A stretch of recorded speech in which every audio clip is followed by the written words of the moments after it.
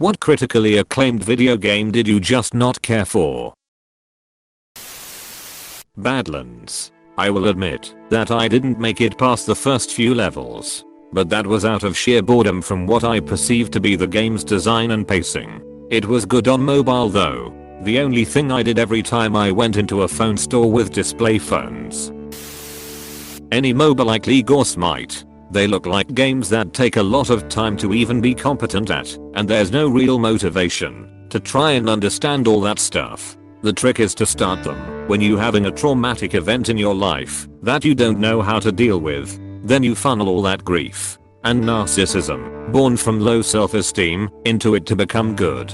Then you spend 10 years playing MOBA games to hide from the pain. Eventually you deal with your issues and the whole genre feels unappealing. That's been my experience at least.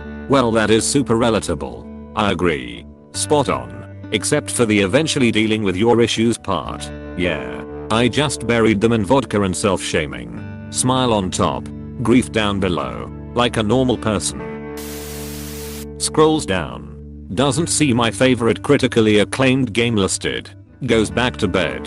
I see we are in the same boat. I see we are in the same bed. I see we are in the same clothes. I see we are the same. I never got into the original Half-Life, which is weird because HL2 is probably my favorite game of all time. Try the Black Mesa remake. This is worth playing, even just for the Zen remake alone. So much better than the original Zen. The original Zen was fucking annoying as hell. Maybe I should try Black Mesa again. I played it when it was free originally. Was a bunch of fun. I did the same. I played it when it was free for a while. Got stuck with the crouch jump mechanics a few times. Got lost and bored and closed it for a few years. After HL Alex I got into it again. I'd already replayed HL2 and EP1 and EP2. Had a lot more fun with the release version. I'm not sure what all they changed, but it felt different, better, and Zen was grand. PUBG. It was fun the first few times around. Very exhilarating toward the end of each round. And victory felt great. But it's so repetitive and had a very clunky feel.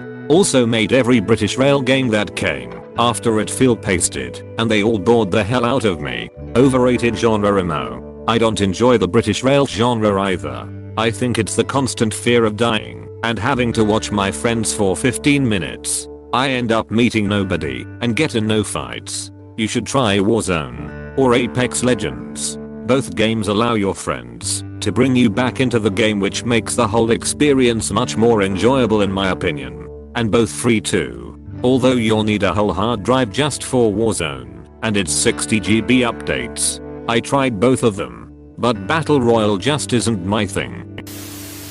The last few Final Fantasy games were just unplayable to me. Last one I remember enjoying was 12. I feel that I haven't beaten a single one after X. Well, if you count 14, I beat the main story and most primal events when I played.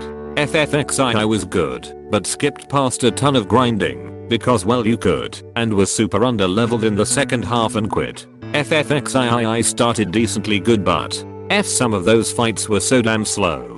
I think around hour 5 I got no plus hope together, and that just crawled. FFXV just didn't feel like Final Fantasy, but the cutscenes were nice, and I watched those on it. You may want to try something like Octopath or Persona 5 if you like more traditional JRPGs. Last one I beat was 9th. What usually happens is I get almost to the end and come to a boss fight that I'm extremely underleveled for and don't want to grind, so I stop playing for several months. And when I come back to it, I have forgotten everything about it, so I start a new game and the process starts again.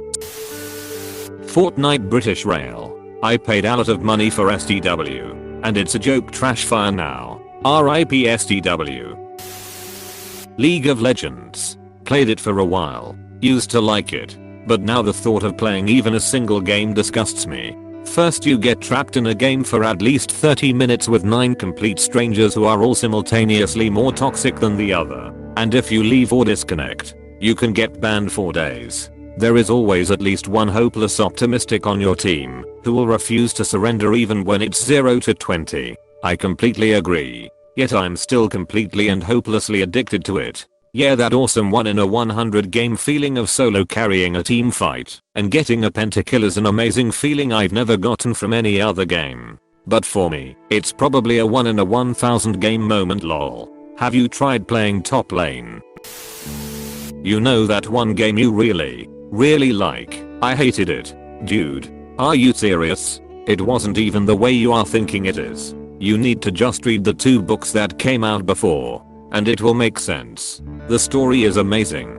Also, you need to adjust your camera settings and remap controls so you can boost while power sliding. Seriously though, put power slide on L1/pound. Yeah, I had it on Y for a lot of time and had boost in L1/L. I'm so glad I changed that. I was gonna say Fall Guys, but I caved today and downloaded it. It stressed me the F out for a good 20 minutes. I put it down. I picked it back up. Suddenly it's a refined dopamine mine. I can't stop smiling, even when I F up, which is always. It's nice to have a battle royale that isn't just a shooter. I really needed something else. I got it yesterday after not having internet for 3 weeks, outside of data. Seeing everyone raving about it, I'm definitely giving it a go today. As long as you're in the I want to have fun mindset, you'll have a great time. If you're in the I want to be the winner mindset, you're gonna have a bad time. Destiny. Remember it being massive at launch and being super hyped picking it up that week. Never could get into it at all. And that's from a big Bungie fan. Hell, I have roughly 3000 hours in between D1 and D2 and even I can't stand it half the time. Destiny is like heroin. It's fun for like 30 minutes, but then you hate your life, yet you can't seem to quit it. Destiny has those jaw-dropping moments unlike anything else, and it keeps me coming back. The raids are so special to like VOG King's Fall Last Wish. The raids of D1 were all amazing.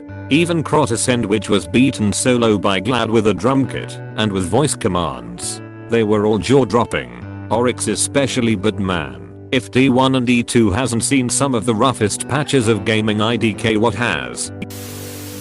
Fortnite. Slightly irritating when you shoot at somebody and they turn into a house. Banks hate this one simple trick to home ownership. Number 4 will blow your mind. Warframe. All of my friends love it and have poured thousands of hours into it, but I just don't get it. It gets boring really fast when your only point is to farm levels to get better gear and go to harder levels. The enemies and fights always feel the same trough the game. It's a very reward oriented game and is definitely not for everyone. I played it for maybe 600 to 700 hours, which is probably the most I've played of a single game, and I loved it.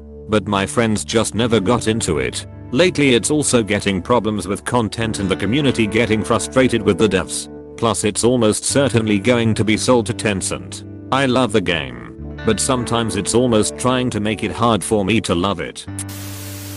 RuneScape.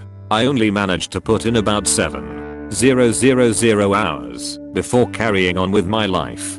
I don't get how some people have been into it so consistently for 2 decades. You don't quit RuneScape, you just take long breaks. Oh yeah, XD played RS since 3rd grade all the way throughout high school with long breaks in between and even a little bit after I graduated.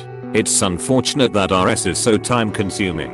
I've been a RS boy since 2006. I have stopped playing the game multiple times and still I find myself logging back in. I will say that nowadays I only get a good month of playing in every 6 months or so, compared to logging in every day all day like did years ago. It's not all bad though. I met my wife on there 10 years ago, and we got married last August. We even had some of our longtime RS friends there. Good old Nubscape. Wow, that's incredible. Lol, people talk down on people for dating on video games, but that sounds like a great way to meet someone personally, haha. I've also only heard good things from those couples, so /view 200D. Kingdom Hearts 3. My wife grew up playing the first ones and frequently told me how she had great memories of them. When we learned a new installment was coming out, we were hyped. Even though we both enjoyed the actual gameplay, there are so many cutscenes that I found the game early unplayable. Yes, could skip the cutscenes, but by that point I was feeling I was really selling the game short, and plus I had no idea what I was actually doing. Who TF is this random bozo that joined my party? Oh, they're gone now. Okay. We both ended up just stopping, and we were both very disappointed. As a diehard KH fan, KH3 was not up to scratch. It isn't bad, but not on the same level as the other main entries. After playing through the entire series, I feel like just about every KH game is pretty mediocre other than 2. 1 is good. Its controls just didn't age too well. I agree about the controls wholeheartedly, but the game is still fun. Has a fun story with likable characters, etc. None of the KH games are 10/10ths budget, and KH2 are a solid 4/5. Same for BBS. Rest are 2/5 or 3/5 material. It's a shame Days is a DS game, because it has probably the best writing of any KH game. The relationship between Roxas, Axel, and Zion felt more believable than even Sora, Riku, and Carrie sometimes. And it especially felt more believable than Terra, Aqua, and Ven.